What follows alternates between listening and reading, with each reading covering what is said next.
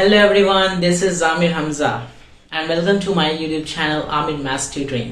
आज हम इस लेक्चर में एप्लीकेशन डिस्कस करने वाले हैं। एप्लीकेशन का मतलब क्या कि हम कंपाउंड इंटरेस्ट को और किस किस वे में फाइंड कर सकते हैं।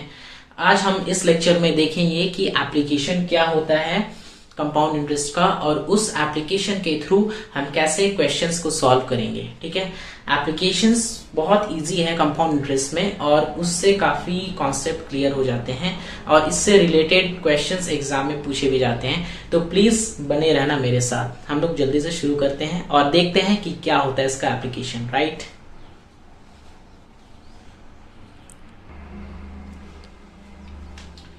तो ये है हमारा एप्लीकेशन कंपाउंड इंटरेस्ट का, जो कि पूरा फॉर्मूला पे बेस्ड है।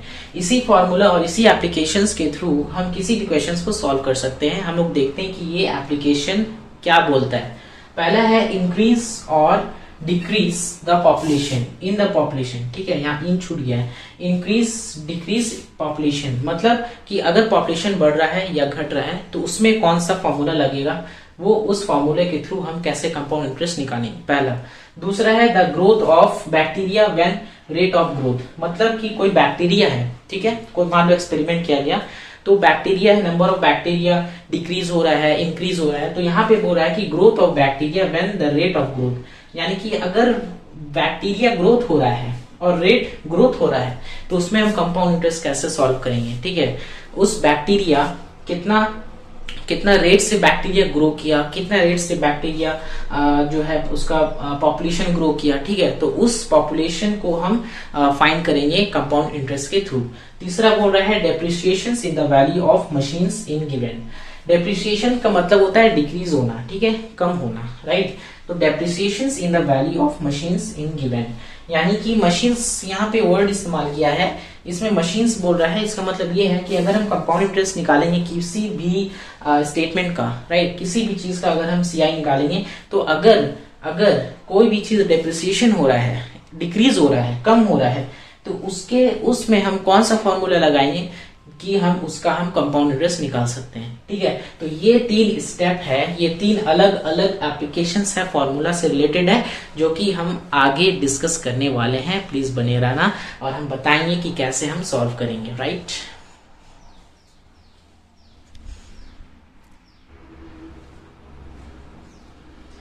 अब हम लोग आ गए हैं अपने क्वेश्चन पे, जो कि एप्लीकेशंस पे पूरा बेस्ड है। ठीक है, ये भी कॉन्सेप्ट बहुत इंपॉर्टेंट है, ये कोई फिजूल का नहीं है, ये बहुत इंपॉर्टेंट है, इसको प्लीज इसको याद रखना। ठीक है, ये जो मैंने एप्लीकेशंस बताया इसको समझ के रखना है ना, ये समझने की चीज है।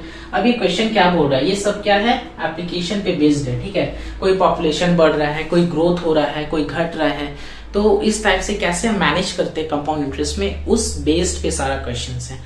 देखो, in a certain experiment the count of bacteria was increasing at the rate of 2% per hour। ठीक है, मतलब कि एक सर्टेन एक्सपेरिमेंट किया गया, उसमें बैक्टीरिया का काउंट क्या है, 2% के हिसाब से हर घंटे में वो बढ़ रहा है ना, इंक्रीज हो रहा है। ठीक है, बढ़ रहा था।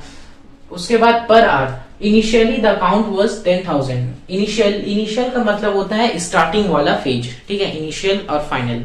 तो इनिशियली जो है बैक्टीरिया का काउंट कितना था, 10,000 था। तो फाइंड करना है कि दो घंटे के बाद बैक्टीरिया कितना उसका नंबर बढ़ा। ठीक है, यानी कि हमें ये फाइंड करना है कि 2 घंटे के बाद बैक्टीरिया कितना ग्रोथ किया, कितना इंक्रीज किया, ये हमें फाइंड करना है। तो इंक्रीज का जो फॉर्मूला होता है, इंक्रीज, देखो, increase of bacteria increase of bacteria या कोई भी चीज हो, बैक्टीरिया ही नहीं, कोई भी चीज हो। ठीक है, तो इंक्रीज में जो चीज बढ़ता है उसमें क्या फॉर्मूला होता है, P1 plus R upon 100 to the power n, ये।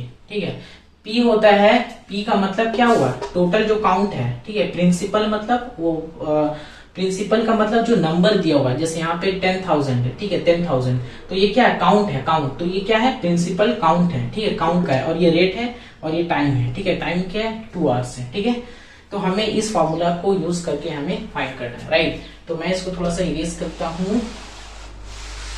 अब देखो कैसे हम करेंगे। सबसे पहले हम क्या बोलते हैं, गिवन। क्या क्या दिया हुआ है, सबसे पहले हम क्या लिखते हैं, गिवन। गिवन में क्या दिया हुआ, पी का वैल्यू। पी का वैल्यू कितना दिया हुआ, 10,000, ठीक है। और उसके बाद एन का वैल्यू यानी टाइम दिया हुआ 2 आवर्स, 2 घंटा, ठीक है, 2 घंटा दिया हुआ। और बस, और एक चीज दिया हुआ रेट 2%। अब हम देखो कैसे निकालेंगे, देखो ध्यान से देखो। सबसे पहले हम फॉर्मूला लिखेंगे। क्या फॉर्मूला होगा, बैक्टीरिया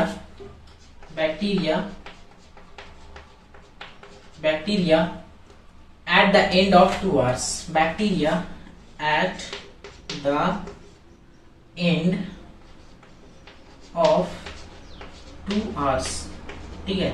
इसका फॉर्मूला क्या बताए थे हम, P1 + R upon 100 to the power n। P क्या हुआ, टोटल काउंट, 1 + R रेट और n टाइम। अब यहाँ पे हम फॉर्मूला को पुटअप करेंगे। देखो P का वैल्यू कितना है, 10,000 है, 1 + R का वैल्यू 2 डिवाइडेड बाई 100, n का वैल्यू 2, टाइम 2 घंटा, 2 आवर्स, ठीक है। अब देखो ध्यान से इसको सॉल्व करेंगे।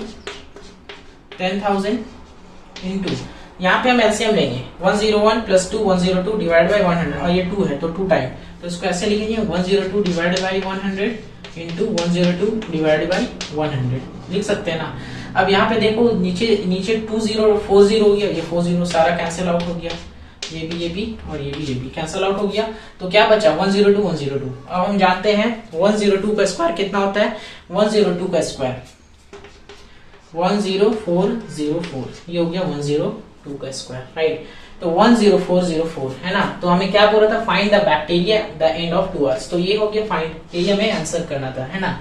तो टोटल बैक्टीरिया इंक्रीज आफ्टर या एंड ऑफ 2 आवर्स, ठीक है। Hence, this is